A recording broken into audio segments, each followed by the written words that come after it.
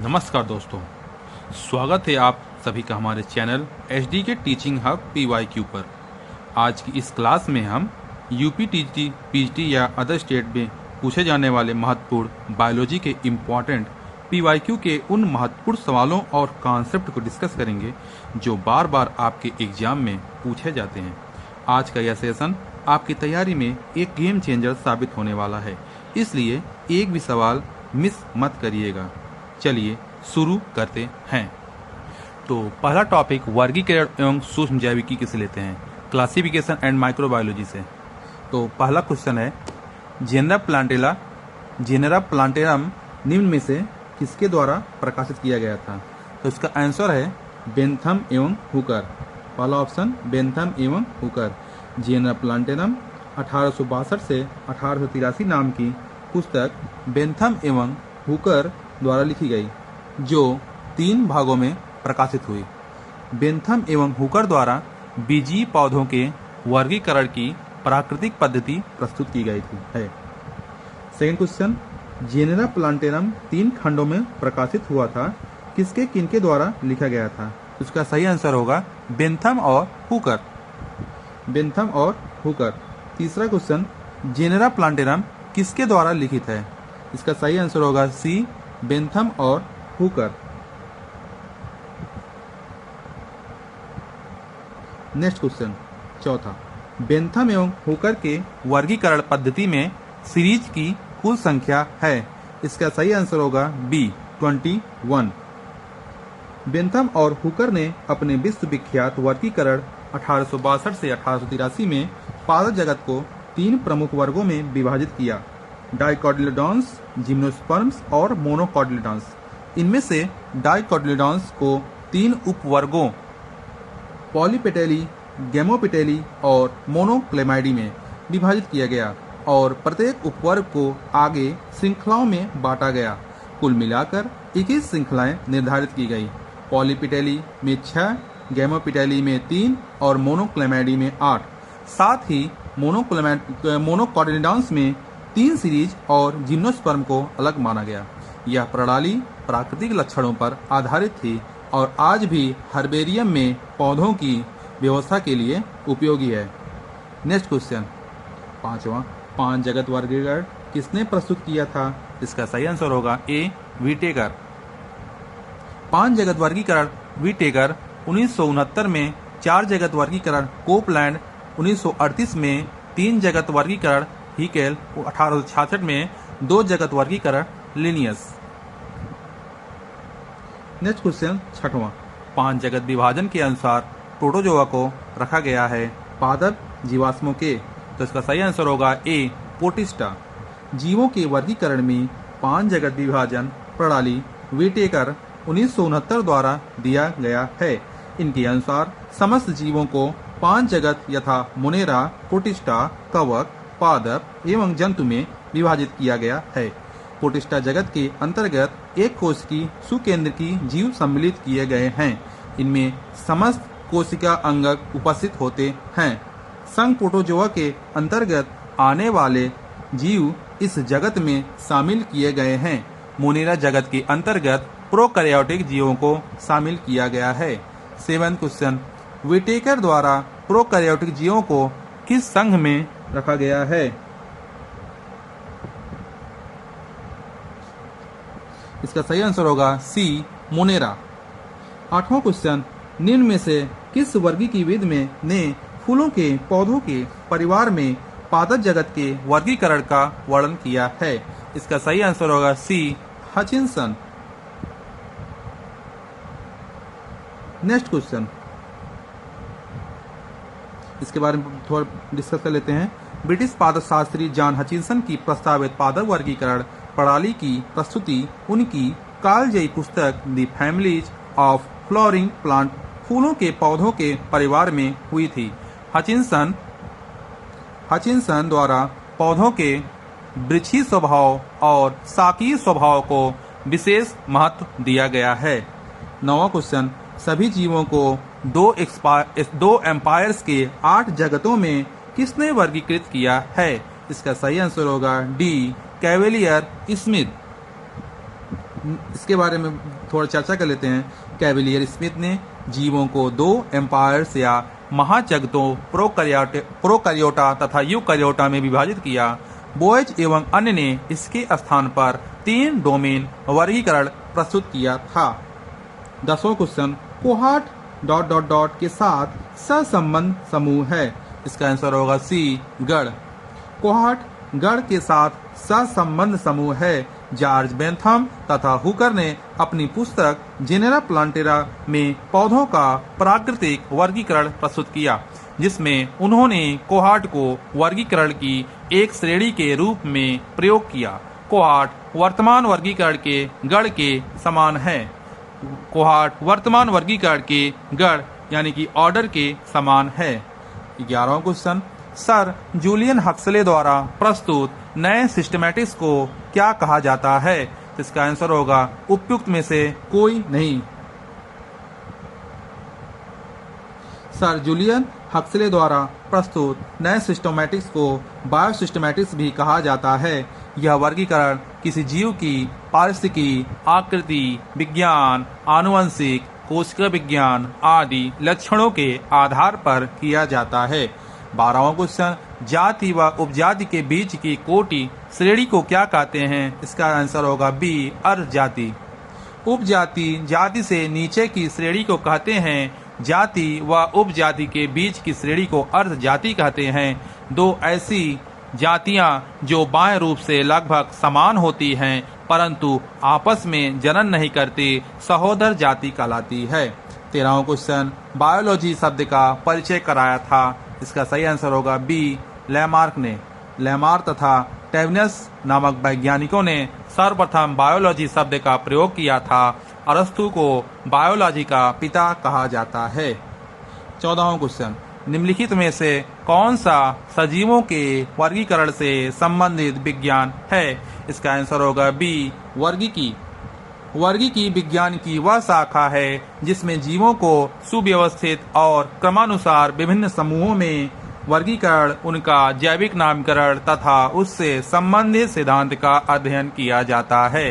Carlos Linnaeus को वर्गीकी का पिता कहा जाता है। नेक्स्ट क्वेश्चन, 15वां, वर्गीकी के पिता हैं। इसका आंसर होगा सी, लिनियस। कैरलस लिनियस को वर्गीकी का पिता कहा जाता है क्योंकि इन्होंने सर्वप्रथम जीवों के नामकरण की वैज्ञानिक पद्धति द्विपद नामकरण प्रस्तुत की तथा जीवों का वैज्ञानिक वर्गीकरण किया था। डी कंडोले ने सर्वप्रथम टैक्सोनॉमी शब्द का खोजा था। इन्होंने यह शब्द सर्वप्रथम 1813 में थ्योरी एलिमेंटायर डी ला बॉटनिक में प्रयोग किया था। अरस्तु को जीव विज्ञान, बायोलॉजी तथा जंतु विज्ञान, जूलॉजी का पिता कहते हैं। इनमें से 16वां क्वेश्चन, इनमें से किसे जैविक वर्गीकरण का जनक कहा जाता है? इसका सही आंसर होगा ए, कैरलस लिनियस। टैक्सोनॉमी, 17वां क्वेश्चन, टैक्सोनॉमी शब्द खोजा गया। इसका आंसर होगा ए, डी कंडोले द्वारा। 18वां क्वेश्चन, वानस्पतिक नामकरण के अंतर्राष्ट्रीय कोड में होता है। इसका सही आंसर होगा ए, 6 सिद्धांत। वानस्पतिक नामकरण की अंतर्राष्ट्रीय संहिता पौधों को दिए गए औपचारिक नामों के वैज्ञानिक नामकरण से जुड़े नियमों और सिफारिशों को संदर्भित करती है। वानस्पतिक नामकरण के अंतर्राष्ट्रीय कोड में 6 सिद्धांत है। 19वां क्वेश्चन, कैरलस लिनियस की द्विनाम प्रणाली में निम्नलिखित में से कौन श्रेणी नहीं थी? इसका आंसर होगा सी, संघ तथा कुल। कैरलस लिनियस अपनी पुस्तक सिस्टमा नेचुरी में संपूर्ण जीवधारियों को 2 जगत, फर्स्ट पादप जगत तथा सेकेंड जंतु जगत में बांटा। जगत को वर्गों में, वर्गों को गण में तथा गण को वंश तथा वंश को जाति में बांटा। इनके वर्गीकरण में संघ तथा कुल का वर्णन नहीं है। जीवधारियों के नाम रखने की द्विनाम पद्धति इन्हीं के द्वारा प्रतिपादित की गई बायनोमियल नोमेनक्लेचर सिस्टम जिसे कहते हैं। इसलिए कैरलस लिनियस को आधुनिक वर्गीकरण का पिता कहा जाता है। नेक्स्ट क्वेश्चन 20, श्रेणियों की अवरोही व्यवस्था कहलाती है। इसका आंसर होगा सी, पदानुक्रम। श्रेणियों की अवरोही अवस्था डिसेंडिंग अरेंजमेंट यानी कि पदानुक्रम हियरार्की कहलाती है।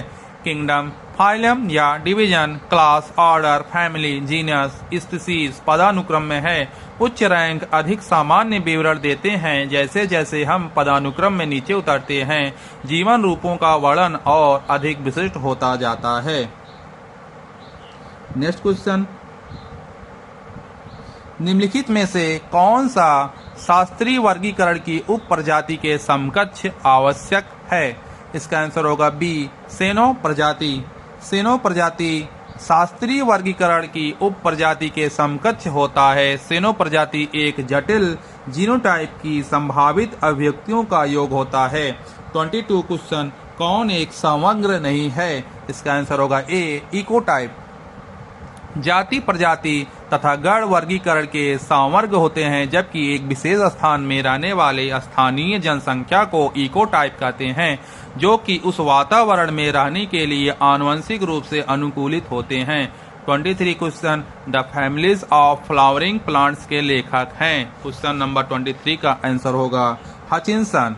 Answer number C, Hutchinson. The families of flowering plants के लेखक जॉन हचिंसन हैं। इन्होंने पौधों के वर्गीकरण की जाति वृत्ति पद्धति की जानकारी अपनी इस पुस्तक में दी। 24 क्वेश्चन, निम्नलिखित में से कौन सा कथन वर्गीकरण के जाति वृत्ति प्रणाली के लिए गलत है?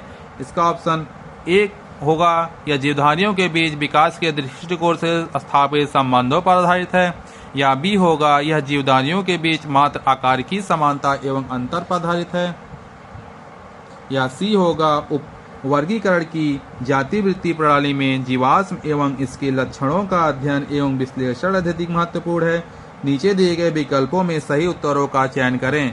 तो इसका आंसर क्या होगा? इसका आंसर होगा बी, उपयुक्त में से केवल बी, यानी कि यह जीवधारियों के बीच मात्र आकार की समानता एवं अंतर पर आधारित है। वर्गीकरण की जाति वृत्ति प्रणाली एक ऐसी प्रणाली है जो जीवों के समूहों के उनके विकासवादी संबंधों के अध्ययन पर आधारित है, न कि जीवधारियों के बीच मात्र आकार की समानता और अंतर पर। यह जीवों, जंतुओं और पादपों को एक सामान्य पूर्वज से उनके वंश के आधार पर वर्गीकृत करता है। अतः कथन भी गलत है। 25 क्वेश्चन का आंसर होगा क्या? क्वेश्चन क्या है? 25 क्वेश्चन, जर्मन वनस्पति वैज्ञानिक एडोल्फ एंगलर तथा यूजियन प्रांटल द्वारा प्रदत्त पादप वर्गीकरण मुख्य रूप से आधारित है। इसका आंसर होगा सी, जाति वृत्त गुण। जर्मन वनस्पति विज्ञानी एडोल्फ एंगलर और यूजियन प्रांटल ने पौधों का वर्गीकरण प्रस्तुत किया, जिसे एंगलर और प्रांटल की प्रणाली कहा जाता है। यह वर्गीकरण मुख्यतः फाइलोजेनी पर आधारित था, अर्थात पौधों के विकास क्रम और उनके प्राकृतिक संबंधों को ध्यान में रखकर उन्होंने बीजों वाले पौधों स्पर्मेटोफाइटा को सबसे विकसित समूह माना और शैवाल से लेकर पुष्पीय पौधों तक एक क्रमिक श्रृंखला प्रस्तुत की। इस प्रणाली का उपयोग लंबे समय तक यूरोप तथा विश्व के कई हर्बेरिया और वनस्पति उद्यानों में किया गया। 26 क्वेश्चन, निम्नलिखित में से कौन सा एंगलर एवं प्रांटल वर्गीकरण प्रणाली का अवगुण है? इसका आंसर होगा बी, द्विबीजपत्री को एक बीजपत्री के बाद रखा जाता है।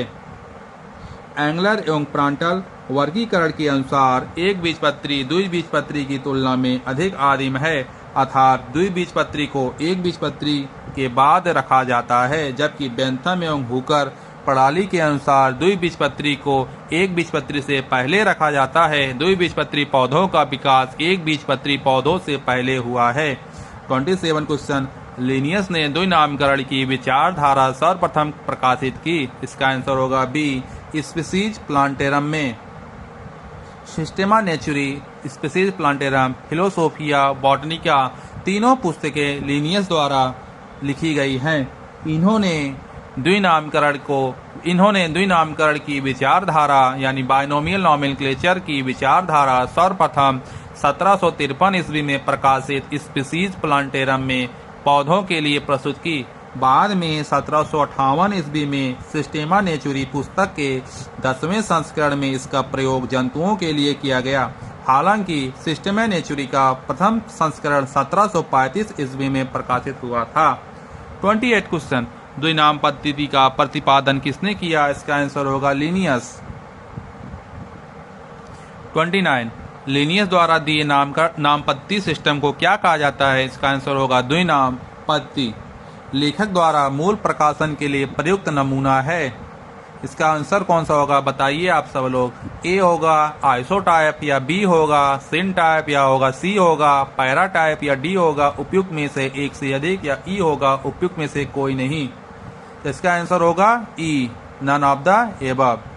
होलोटाइप वर्गीकरण विज्ञान में किसी प्रजाति के प्रकार या छोटे टैक्सन के रूप में नामित एकल नमूना होता है। इसे समूह की स्थापना के समय किसी लेखक द्वारा नामित किया जाता है। नेक्स्ट क्वेश्चन 31वां। सोलेनम ट्यूबरोसम का जेनेरिक नाम? इसका आंसर होगा ए सोलेनम। सोलेनम ट्यूबरोसम आलू का वानस्पतिक नाम है। इसके जेनेरिक अर्थात जीनस का नाम सोलेनम तथा स्पेसिफिक अर्थात स्पीसीज का नाम स्पीसीज नेम ट्यूबरोसम है। नेक्स्ट क्वेश्चन कौन सा युग्म सही है? इसका आंसर होगा डी सीसम डलबर्जिया। सीसम डलबर्जिया। सीसम का वानस्पतिक नाम डलबर्जिया सिस्सू है, जिसमें डलबर्जिया इसका जेनेरिक अर्थात जीनस का नाम जेनेरिक नेम है तथा सिस्सू स्पेसिफिक अर्थात स्पीसीज का नाम है। टीक का जेनेरिक नाम टिक्टोना, साल की सोरिया तथा जीड़ का पाइनस है। 33वां क्वेश्चन निम्नलिखित में से कौन से जोड़े सुमेलित नहीं है? ए होमोथैलिक द्विलिंगी पादप या बी हर्मेफ्रोडाइट केचुआ या सी हेट्रोथैलिक एक लिंगी पादप या डी पिस्टलेट नर पुष्प या ई मेनार्क मनुष्य में रज चक्र का बंद हो जाना। इसका आंसर क्या होगा? सही उत्तर क्या होगा? ए होगा ए बी सी या बी होगा बी डी ई या सी होगा सी डी ई या डी होगा ए डी ई। सही आंसर बताएं आप लोग।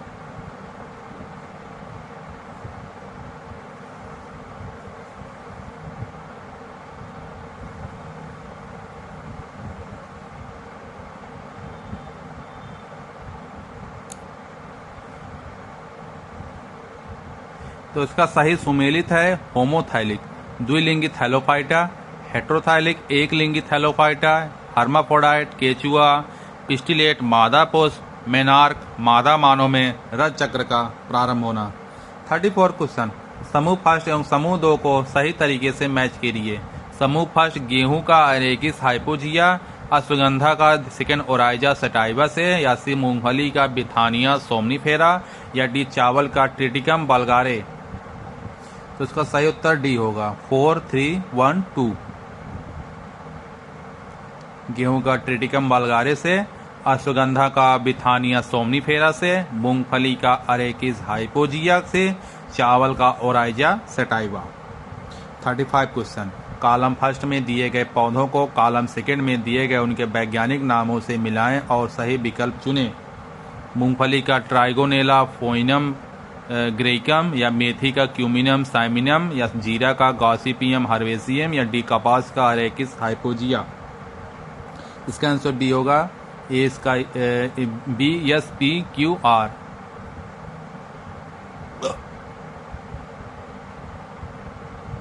नेक्स्ट क्वेश्चन इसके बारे में बता देते हैं। मूंगफली का वैज्ञानिक नाम अरेकिस हाइपोजिया, मेथी का वैज्ञानिक नाम ट्राइगोनेला फोइनम ग्रेकम, जीरा का वैज्ञानिक नाम क्यूमिनम साइमिनम एवं कपास का वैज्ञानिक नाम गॉसिपियम हर्बेसियम है। सामान्य ब्रेड वीट का वानस्पतिक नाम है ट्रिटिकम एस्टिवम। सामान्य ब्रेड वीट का वानस्पतिक नाम ट्रिटिकम एस्टिवम है।